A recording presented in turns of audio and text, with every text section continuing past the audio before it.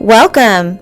You are listening to RiaTalk for Real People, the official podcast of the Marrying Kind Inc., where we're always keeping it real regarding love, families, and relationships with a biblical perspective. And here's your host, Maria.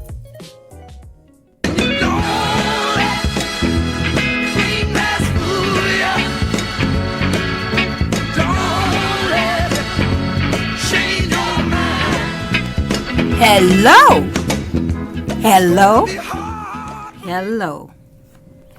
So, as you can tell from the intro of this podcast, it's all about don't let the green grass fool you. What does that mean? You know, another way of saying it is the grass is green on the other side. And I've heard it also said, your grass will be green if you stop looking at the grass on the other side and start watering your grass. That means pay attention to your spouse. And instead of saying, oh, they got a lovely relationship.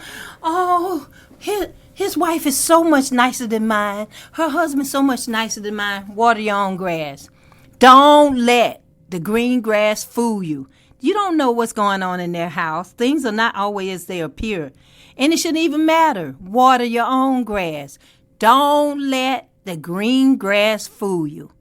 And this is really good because I feel like a lot of this happens on social media where you see people with hashtag relationship goals or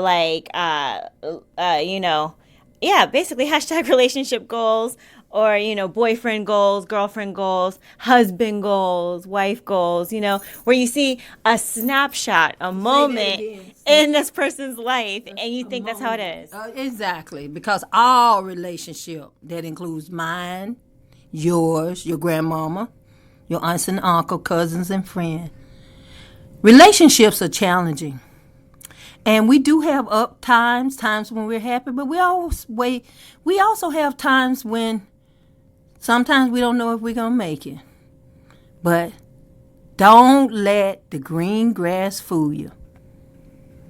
Why do you think people fall into these kind of, screensavers? You see the nice picture on social media, on Facebook, on Instagram, where it'd be, the husband and wife are walking on the beach or, just genuinely enjoying each other. Why do we always fall? We know that these are only moments in someone's life, but we always take the bait. We always fall for it and be like, dang, I wish my relationship was like that. Why do we fall into these kind of traps? Because we are not watering our own grass. And you wish your relationship was like that, your relationship can be that. If you give it some more attention, give it some nourishment, some water. Mm-hmm. I always like to say we drink the Kool-Aid. No relationship is always about romance. You got to get down when you're married to the business of living. I just want to say that part because people always think it's supposed to be fantasy land when you're together. Right. Can you just say that again for the people in the back who can't hear it? I say at some point you got to get down to the business of living. You got to know about his score or her score. What is that? Credit score. Oh. You really, if a person is a bum and he won't work, you're like, oh man, he made me feel all kinds of way. He tickled my toes and I felt electrocution and electric shock and he romanced me. He kissed me like a little fish was nibbling my toes. But what's his credit score? Will he work? Will he help you pay the bills? Is he the marrying kind? Will he be faithful? Get back to the business of living. What else is the business of living? The business of living is thing people have to do to every day in their everyday lives. Like wash the dishes, clean the house, wash the car, maintain the car, take the children to the daycare center, take them to the school, and you got to pay your bills. I say it again, that most miserable thing called pay your bills. And when you're paying your bills and the money's getting tight for most people, everybody not a trust fund baby. Everybody don't have it like that, the best paying job. Some people living day by day. But I always say, this is a sidebar. Live within your means and you won't be stressed out when it comes to paying the bills and getting a migraine headache. But That is part of the business of living. Paying your bills, doing the everyday, ordinary thing. Cooking a plain meal for your family. Not just a woman, whoever. Girl, don't be thinking just because you are the woman that you got to cook. And if you do, I don't know what to say for you. I've already said it. So, some people like to cook. Some women just genuinely enjoy cooking. Well, that is fine. But don't think that's a woman's job. Okay. A woman can take out the trash and a man can cook. A woman can sometimes change the tire, or I like to say call AAA. And they will change the tire for you. You just need to get it done. I bring home the bacon, and I also don't fry it up in the pan most of the time, but I make sure that we have our substance. However, if my husband's working late, I make sure that there's a meal because I'm the first one to get home. I didn't say I cooked it, I bought it, but we have a meal. That's the business of living everyday life. So, don't let the green grass fool you. What are some ways to avoid this? Looking at other relationships, and what you're really doing is you're coveting those relationships. Right. How do you? I don't know if you necessarily coveting, but many times it is that coveting means that you want those people exact life. No, then I'd use the correct word. Yes, because there's people out here that want that exact relationship. Like, for example, you see it. Okay, here's what I'm saying: coveting somebody else's relationship. Janet is married to John. And you see pictures of Janet and John on Instagram because she's your friend. You went to college with her and everything. And they're having a great life. And you see them every now and then. And now, just because you admire them doesn't mean you're coveting. You're coveting if you want John. Your name is Sue, and you want John, who is your friend Janet's husband. I don't care who husband he is. If he belongs to somebody else, he is not yours, and you should not be trying to get him or even want him. God got someone just for you that is not attached to somebody else. How are some other ways that we can avoid, looking at the greener grass, or the grass is greener on the other side? As I said, watering your own grass. Watering your own grass, giving attention to your own relationships, doing the work, planning things for you and your spouse to do. You don't have to do. Girls, I know we do this often, if not all the time. The girl doesn't always have to be the one to plan. Oh, let's go to a movie. Let's go over to Janet's Sue house and play some cards. Let's go on a little small cruise on the river. Let's go skating. Let's go waterboarding. There's so many activities. Let's go to the museum. There's so many things to do, and it doesn't always have to be the female, and it should not be. That is wrong.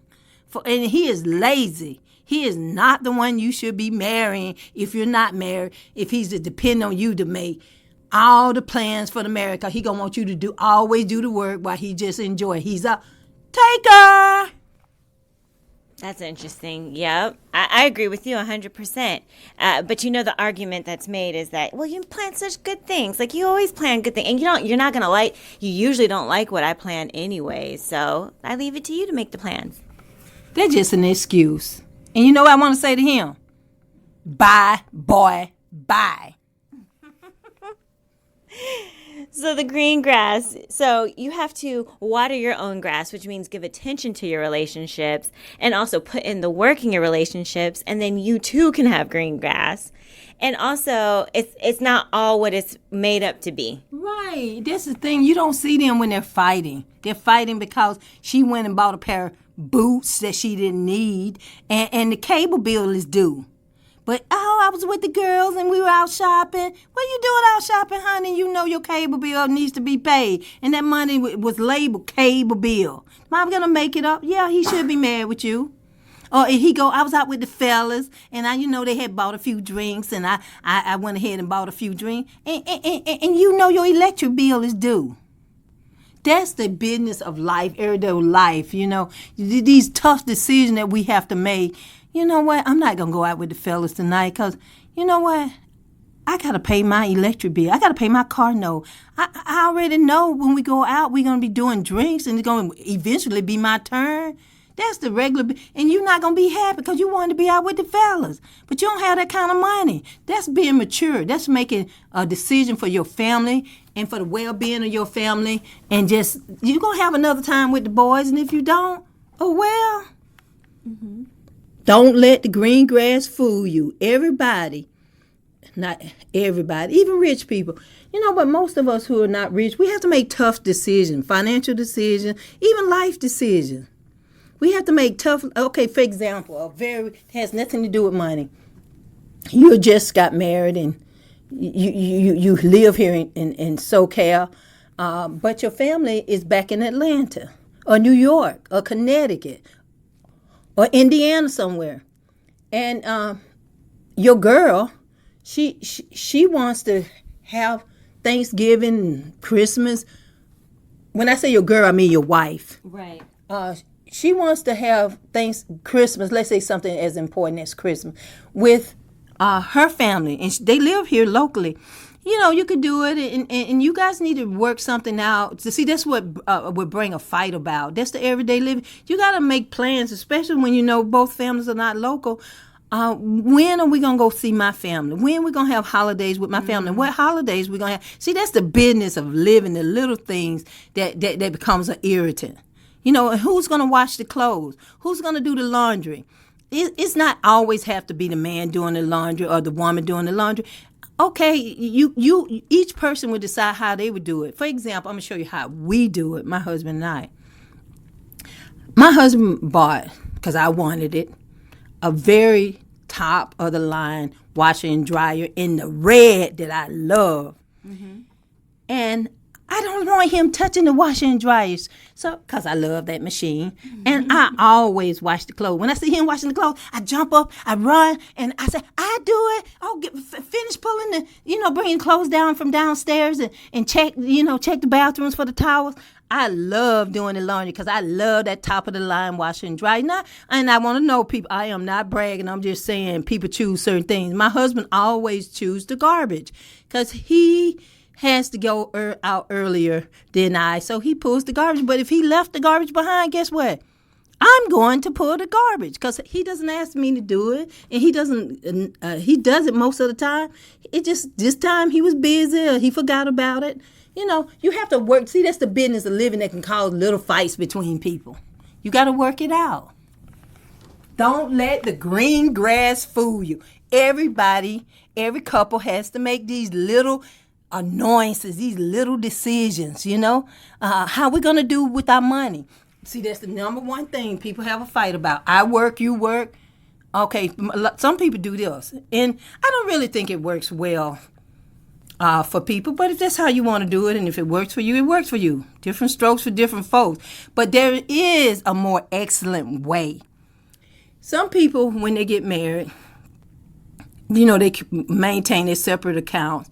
And they decide what bill he's going to pay and what bill she's going to pay. That works too. It will work. But my husband and I, we put everything in one pot, and we both take an allowance from the big pot. And it works for us. It's been working for us for over 30 years now. And we never fight about anything regarding money because everything goes into one pot. But people people think people fuss about. I don't want to be asking her for my money. I work for this money. No, especially you're in California, but under God too.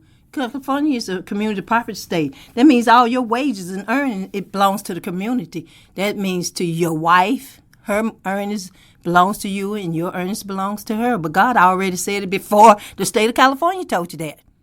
So it is our money, baby. Even if she's not working, guess what? It still is our money.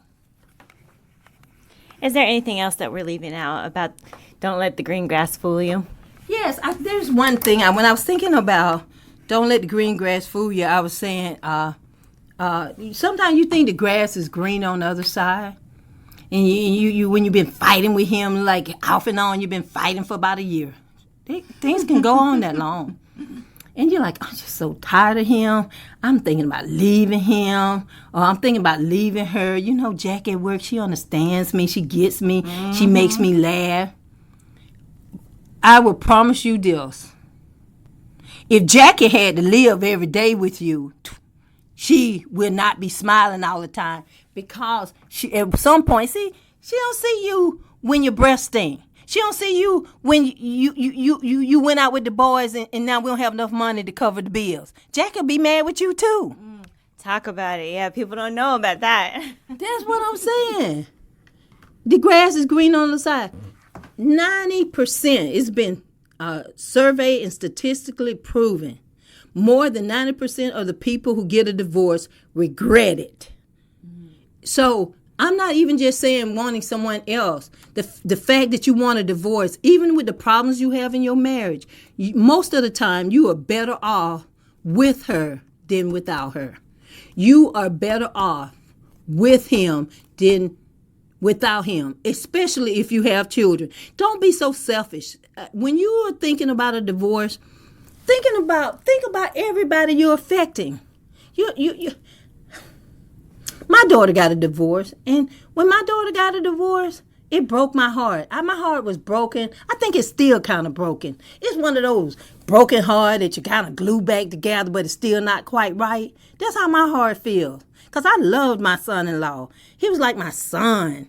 And he's still like my son, even though he's not technically my son-in-law anymore. But see, my daughter divorced him, and now I can't call him son-in-law. I can't even call him son anymore. You're affecting your parents. You're affecting his parents. You're affecting the children. You're affecting... When you get married, you have your wedding, and they say, the preacher say to the community, will you support them in this marriage? And we agree to support them. You got to think about everybody. Can you fight to keep the marriage as much as you trying to fight to get out of the marriage? But how does this deal with don't let the green grass fool you? You are better with him. It goes back to you are better with him. You are better with her. That's what it goes back. Don't think, see, everything is not wanting somebody else or wanting somebody else's grass. True. Sometimes it's about just wanting to be out in that field of green grass because you're tired of being in with the grass that you already have. You just want to run through the field? You just want to run through the field. And you don't know in that field there's tons of snakes and spiders, scorpions. But you know in your grass is well groomed and cut. And you know what's in that grass. So don't let the green grass fool you. That is so funny. And that is so true. Because sometimes you're not trying to get another person. I just wants to be free. I just wants to be free. Anyways, that's it for RiaTalk for Real People, where we're always keeping it real in regards to love, families, and relationships with a biblical perspective.